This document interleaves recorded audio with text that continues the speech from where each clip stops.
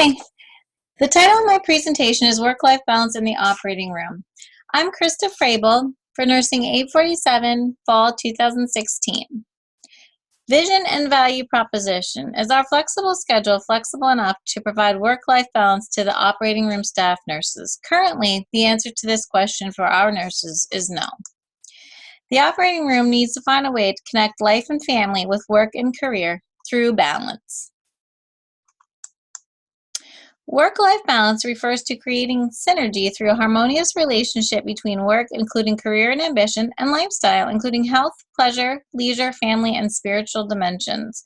Work-life balance practices can improve staff morale, focus on work, job satisfaction, loyalty, and productivity, and reduce stress, conflicts, and absenteeism. The problem. The operating room currently has flexible scheduling and that it offers very different shifts, including 8-hour, 10-hour, 12-hour, day, evening, or nights, or various combinations of those shifts. Scheduling is done through a self-scheduling program called Smart Square. The nurses in the operating room also take call. This flexible schedule is not working well enough for many nurses and is not providing a good work-life balance. For example, we have recently had many nurses leave the operating room. Just this past month, we had 2 nurses resign due to work-life imbalance. Both were working 12-hour evening shifts. The burden of their assigned call, as well as the days of the week they were assigned to work, prevented both from being able to balance career, family, health, and friends, and resulted in both nurses leaving the institution.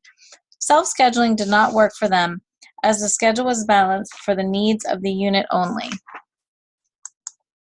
Life can be compared to riding a bike. When a bike is new, the ride is smooth. As the bike experiences wear and tear, it can become worn and wobbly. This can happen through our lives as well. As nurses, we need to not only take care of our own bikes, but we also need to take care of our patients' bikes. Only by first being balanced ourselves can we then begin to care for others. Target market and opportunity. We want to provide our nurses the opportunity to make flexible scheduling work for them. We do not want our nurses to look like this.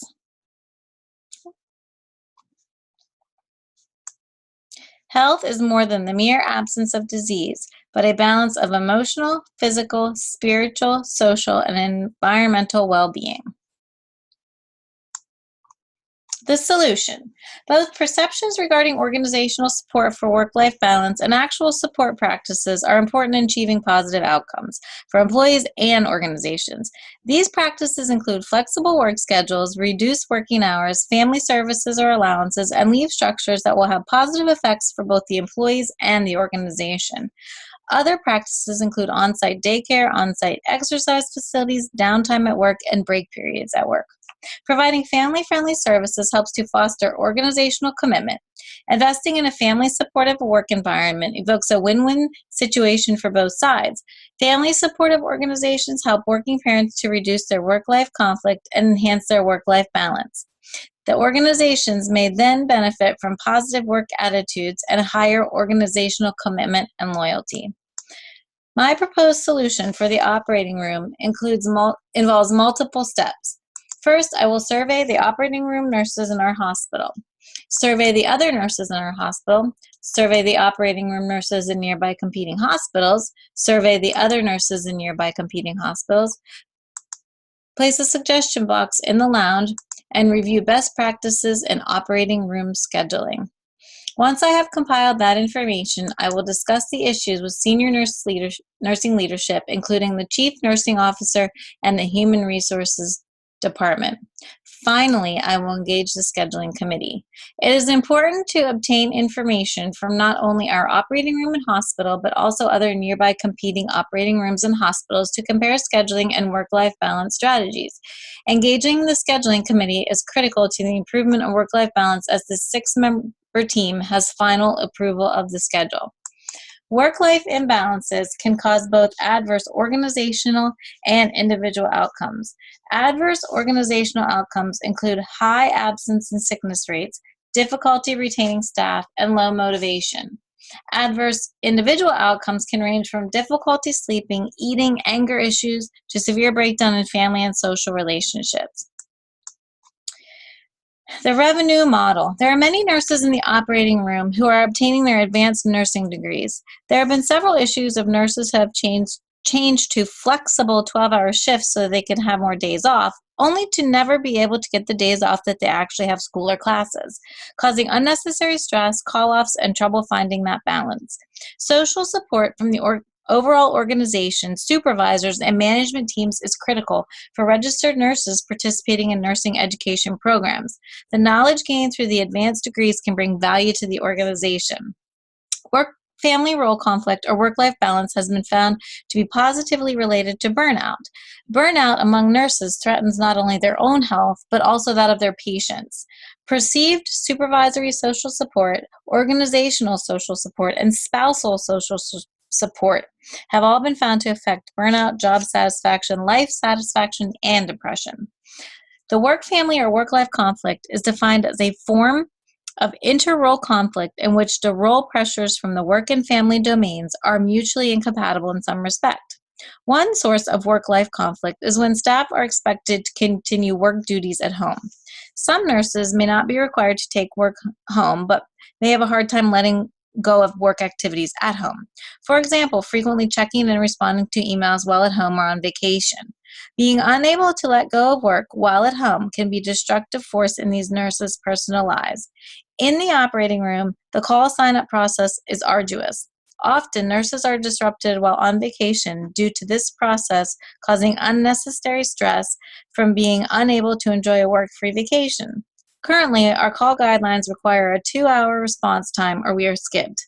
This does not allow staff to leave work at work. If a nurse chooses to do this, there may be consequences with call requirements. The revenue model I am proposing involves the implementation of more flexible schedules.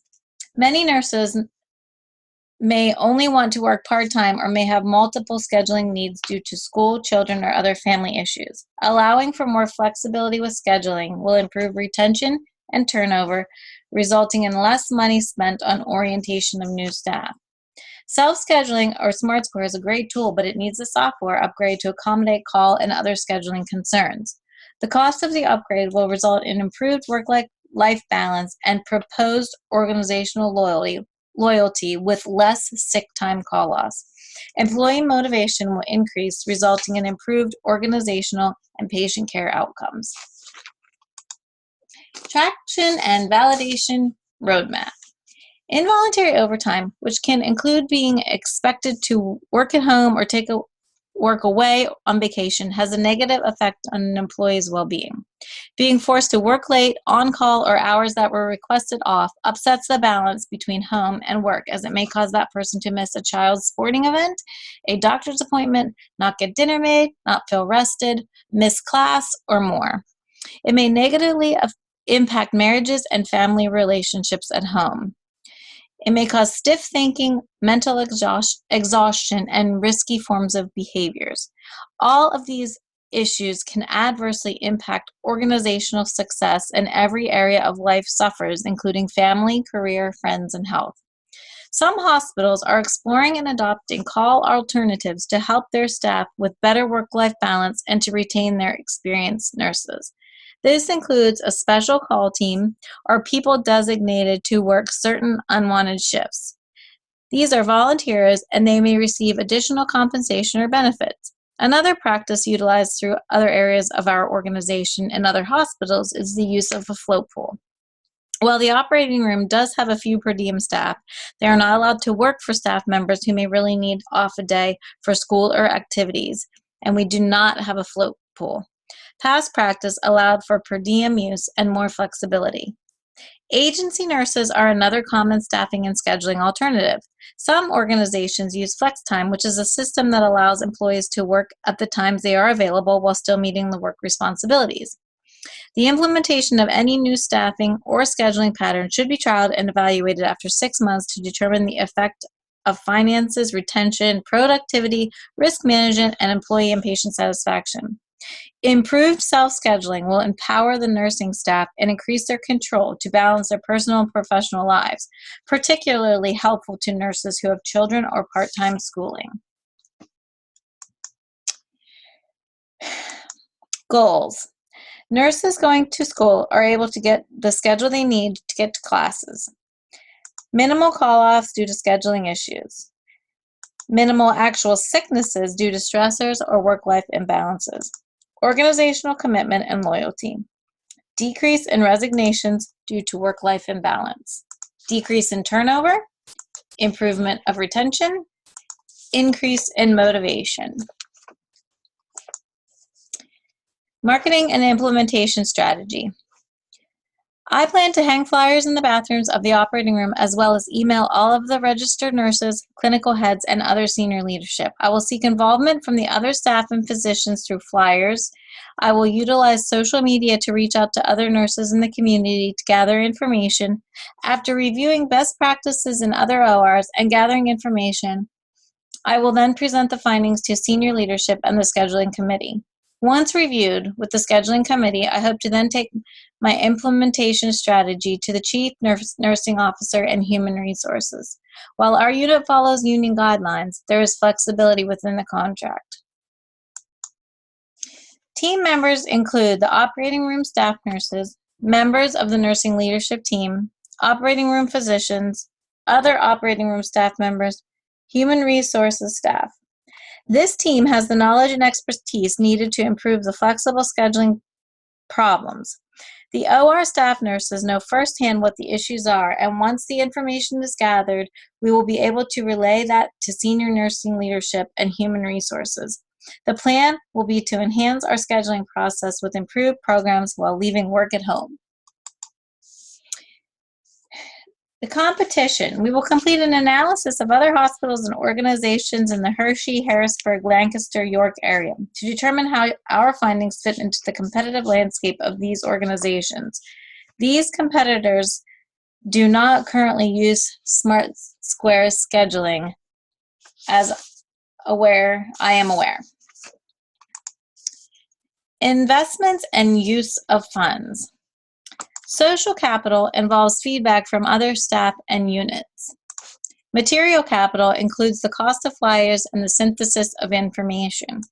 Financial capital is time taken away from the responsibilities of senior leadership, the chief nursing officer, and human resources for this program and for the cost of the program. Intellectual capital is the knowledge gained from the staff, leadership, human resources, and agencies outside of the hospital. At the end of the day, we want to give our nurses more control over their time, ease their work-life balance, and free them for better patient care, which is ultimately what our organization is here to do, provide excellent care for our patients. We will form partnerships with the operating room staff and physicians, senior nursing leadership, human resources department, agencies outside of the hospital to help with float pool of nurses, and a computer software designer. That brings me to the end of my presentation. Let me give you a summary of what I've been talking about for the last 15 minutes. First, I introduced you to the problem of work-life balance in the operating room and discussed how our flexible schedule is not flexible enough. Then I gave an explanation of how improvement on our scheduling through improved self-scheduling and leaving work at work can increase retention and minimize turnover, resulting in money saved. Finally, I described how I plan to solve this problem with the members of my team and partnerships throughout the organization